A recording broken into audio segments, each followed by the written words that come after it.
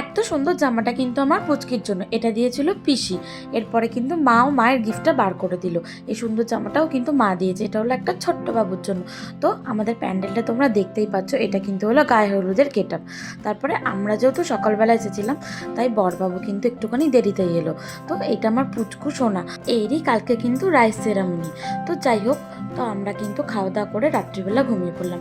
তো সকালবেলা উঠেই দেখেন এখানে অলরেডি মাংস কাটাকাটি শুরু হচ্ছে, আর প্যান্ডেলের গেটআপ অলরেডি রেডি। দেখো তোমরা, এত সুন্দর লাগছে যে কি বলবো, জাস্ট অসাম। তো তারপরে আমরাও সকালবেলা রেডি সেডি হয়ে গেলাম। এটা আমার লুক, তোমরা কিন্তু জানিও আমাকে অবশ্যই কেমন লাগছে। এরপরে সকালের টিফিন করে নিলাম, সকালের টিফিন করে একটুখানি ঘুরতে বেরিয়েছি। এত বেগুন তোমরা দেখতেই পাচ্ছ, আর মামার বাড়ির পরিবেশটা এত সুন্দর। আমার কিন্তু এই গ্রামের বাড়িতে ঘুরতে যেতে খুবই ভালো লাগে।